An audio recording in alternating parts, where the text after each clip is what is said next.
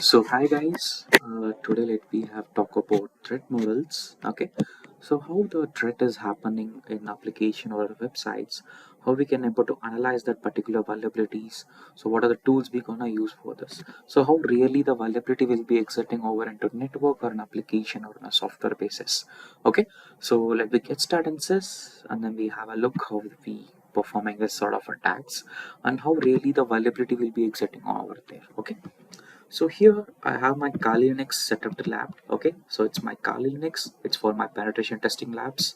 And here I have my testing machine of Metasploitable 2 for the server based. Okay, and also I have my testing page. It's already on posted on the testing page. It's already available for this for doing a web penetration testing part. Okay, so here it's already having some sort of vulnerability. I'm gonna exploit this vulnerability. I'm gonna test it that how the vulnerabilities will be exiting over there. So what are the vulnerabilities will be exiting on that? Okay. So what I will do is simple. Let me first go over this server based to scanning what are the vulnerability will be exiting on over here. Okay. So actually I don't need to log in over here. I can directly go for my Nmap scanning. Okay. So it's simple. Just type sudo net discover. Okay. So it's gonna give me the all the network devices whichever is connected to my network. Okay, so let it load it down. If I find my VMware, yes. So here I got my name called a VMware. I'm using a VMware application for hosting my machines. So this is my particular IP address of my target. So let me copy this. Okay, so next we want to go for a scanning process. Just clear the screen, sudo nmap, and just scan this particular IP address. So while doing a scanning process itself, we can able to understand that how the vulnerabilities are examined, what are the sort of vulnerabilities over there.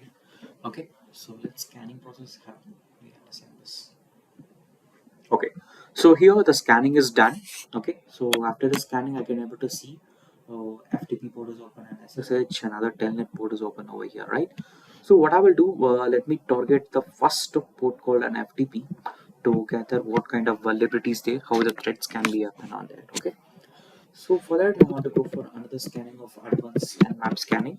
So it's simple, -a, just copy and paste the particular IP address, and here I want to give some more modifications. -T4. Okay, so the T4 machine is making a scanning process in a more faster than 4 times. So let it scan. It takes some time.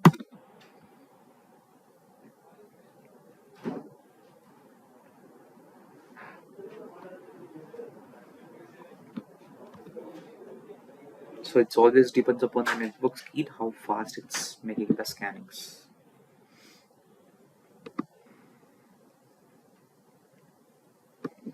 Okay, so let process.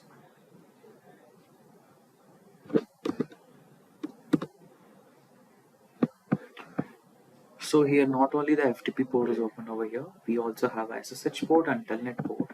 So let me target in each and every services what kind of vulnerability is exiting on our FTP and SSH. This is almost done. Okay, so here the scanning process has been done. So once the scanning is done, we can able to see the multiple informations over on each and every ports and services. So first, as I mentioned that I'm going to target for an FTP port. So I'm marked as an FTP. So here I can able to analyze the data which is giving me the anonymous access. So anonymous access is meaning of gaining unauthorization access over into FTP services. So file transfer protocol service has been enabled over here by anonymous login. So next we have a session timeout of 300 seconds. So which it's of more than 5 minutes. So if attacker want to modify the data or want to copy the data, they can able to do without any session interaction of 30 seconds. I mean, sorry, 300 seconds. So and also we have a control connection will be in the plain text formats. So this also we can consider as an vulnerability. So what are the data transmission is happening between the server side and client side? the data will be in a completely into encrypted form, unencrypted formats. So we can able to read the text format in a plain text. So this we call them into the threats model of vulnerabilities, where we can able to identify the vulnerabilities of doing some sort of specific scans to exploit the informations. Okay, the exploitation is will be happening once if we gather the complete information of this particular ports and services, we can go for this. Okay, so this how the server base will be happening on. So next, let me have a look on web based. Okay, so as I mentioned that previously, I'm already hosting this on my website. Okay, let me refresh this too. Okay, so to do this, we gonna use a tool called Wireshark. So it's a network packet sniffer. Just double tap over here. So it will be installing other external things. So once it is started, you can able to see currently I'm using on my Wi-Fi. Okay, so the signal is up here. So let me double tap here. So it will be start capturing each and every network package over into my network. So it might be taking some few minutes. So now I can able to see the data package has been started. So it's simple. Let me open my browser again. Okay, just I will refresh this page. Okay, now this page capture has been done over there. Okay, then I want to use some specific username and password to check whether this password is getting leaked or not. Okay, so I'm going to use a called tst test for login purposes. Again tst test. If I give login, so data has been transmitted over there. Okay, you can able to see the password changes has been found. This has been converted into bridge because the data leak will be happening here, right? So here we have some already pre-installed name of some John Smith and then other this things, right? Email address and other phone number. So whatever it is, let it be. So I'm adding another thing and just give update. Okay, so the user information has been transferred. You can able to see PHP. It has been sent to the backend's data server. Now, what I will do, just open my Wireshark again. Let me stop capturing these packages. So I will just use a specific protocol of hypertext protocol, HTTP. Now, as I mentioned that, first we get into the login page, right? The data has been captured here. You can able to see the data into the plain text format. So what I used, so which keyboard I'm using, so how I unlock this, which browser I'm using, google.com. See, each and every information is captured over here. Then we have a user information dot here. So this is for 7071s, this number, and as well as into this 1833. So this both have a user information. So this will be our first passwords. Okay, so let me close this again. See, it's a username and password, which I enter is test and test the information. The information over here also it's completely into plain text protocol, right?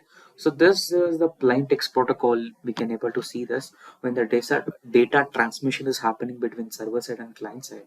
It's completely gonna be in a plain text, right? So this is a username and password. So let me have a look on this database. So let me close this again. See, here I have the HTML code of username John Smith, same exact information, right? So what I mentioned exactly, I modify this, and then I gave the information called update this informations. So this data also has been captured into plain text formats. So these are the vulnerability models where you can able to understand on web applications and as well as into server based. So if you want to use some specific protocols, you want to make a filter over here. Okay, it's simple. Just type UDP means UDP, TCPs are 2CPs. So you can able to analyze the informations.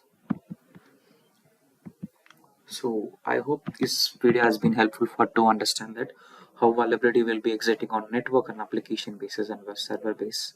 Okay, if you want to practice on more on this, it's simple. You can just explore it on the Kali next. So Kali next have so many of hash gettings and other things. You can have a look on this. Thank you guys. Let's see you on